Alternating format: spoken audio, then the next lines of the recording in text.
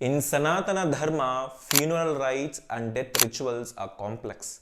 It reflects a deeply spiritual perspective on life. It blends tradition, philosophical depth, and practical guidance to navigate the delicate transition between life and death. Of the many rituals performed, we do not see any emphasis on preserving or mummifying the body. Have you ever thought if ancient Indians performed any sort of preservation? The ancient Indians practiced methods of preserving the deceased. Interestingly, these practices bear similarity to those of Egyptians. One of the earliest accounts of embalming in India appears in the Valmiki Ramayana. In the Ayodhya Kanda of Valmiki Ramayana, Dasharatha's body was submerged in Taila Droni, an oil-filled vessel, after his death. This was done to safeguard the king's mortal remains until Bharata returned to Ayodhya to conduct the last rites. When Bharata removed his father's body from the oil-filled vessel, he noticed his father's face was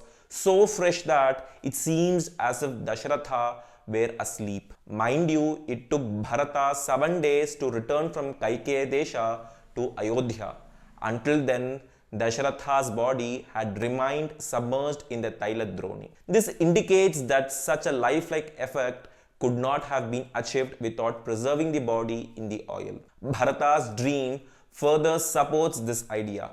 Bharata had a disturbing dream where he saw his father in a devilish condition accompanied by many bad omens. In the dream, Bharata envisions his father Dasharatha coated in oil, ingesting it repeatedly and eventually submerged in it. It's clear sesame oil and Tailadroni played a major part in Bharata's dream, indicating the close association of oil with death. Considerable evidence of the custom of mummifying the body before cremation can be found in various texts. The Vishnu Purana recounts the story of Nimi, the son of Ikshvaku, who was cursed by sage Vashishta to lose his physical body. With sage Gautama's assistant, Nimi's body was preserved using fragrant oils and raisins, maintaining its lifelike appearances. We also find another Pali story about King Munda who grief-stricken by the death of his dear wife Badha. He proposes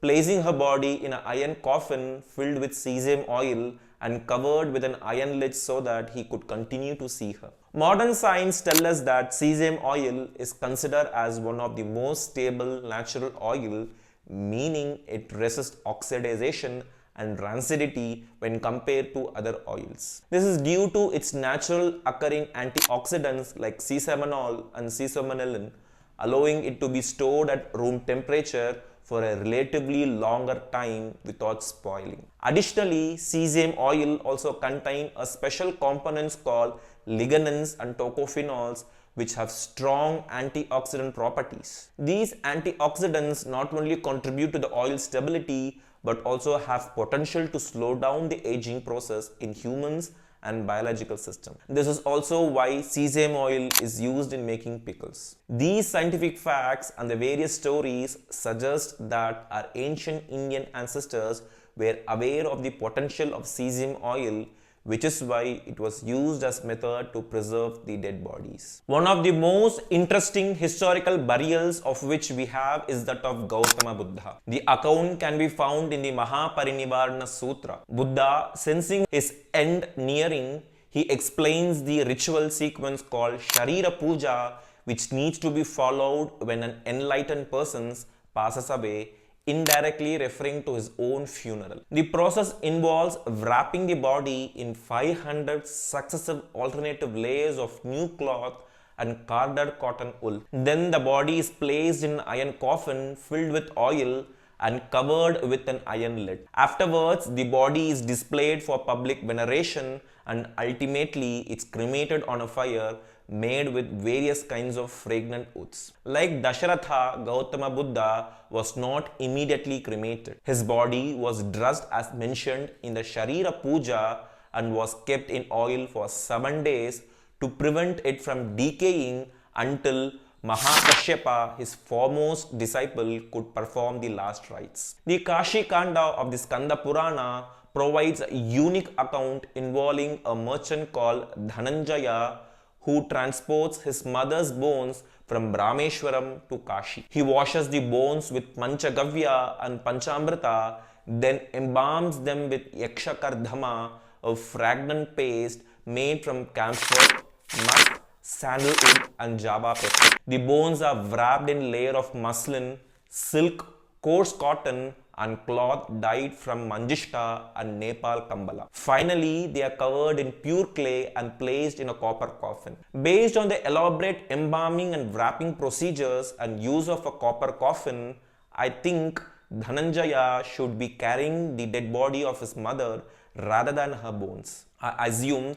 that the Skanda Purana likely uses bones figuratively to represent the remains of his mother. The Shatapatha Brahmana, which is part of the Shukla Yajurveda, outlines a very specific procedure for embalming the deceased Yajamana of an Yajna. This process involves 3 steps. First, the intestines are removed and the internal cavity is thoroughly cleansed. Next, the body is anointed with ghee and gold chips are placed over eyes, ears, mouth and nostrils. Finally, the body is cremated. The initial steps of these process, particularly the removal of intestines and anointing of the body, bears a striking resemblance to the practice of mummification. The difference lies in how the body is prepared. In Egypt, the body was soaked in salt to preserve the flesh and then it was bandaged. This practice was rooted in the idea of the afterlife where the body was needed for the spirit.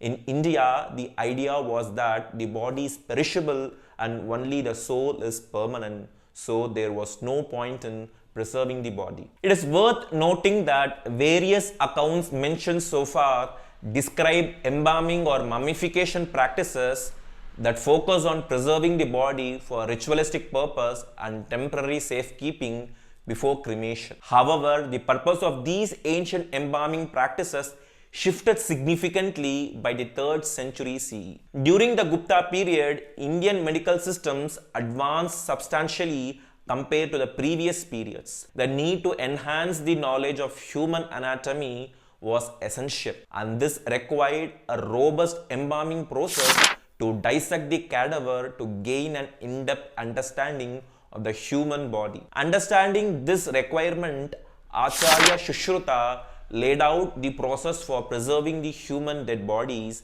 in great detail. The Sushruta Samhita describes the preservation and the dissection of cadaver in detail. The cadavers were wrapped in munja grass, kusha grass and Indian hemp. Then they were placed in a frame in a dark location near a slow flowing river for 7 days. After proper decomposition, the body was unwrapped and the external and the internal parts were examined layer by layer using brushes made from vetiver, hair, bamboo and dharba grass. While this method might seem primitive and unscientific, this method of dissection was so successful that it helped Sushruta establish the foundation for surgical practices. He invented the world's first surgical instruments.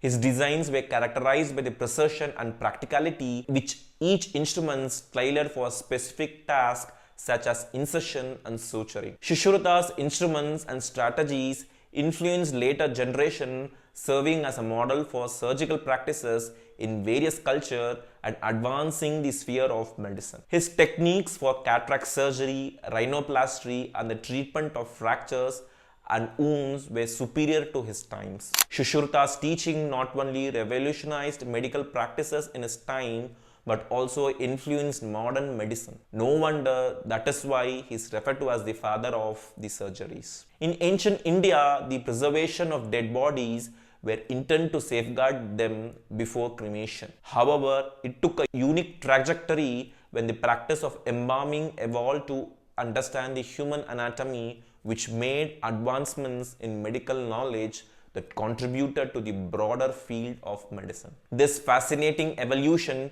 reveals a lesser known facet of the ancient Indian contribution to the field of science. It's a testimony to how cultural practices can give rise to groundbreaking scientific progresses. So next time when you think of mummies, don't think of Egypt, but think of India. If you like my videos, stay subscribed. Until then, stay together, learn together.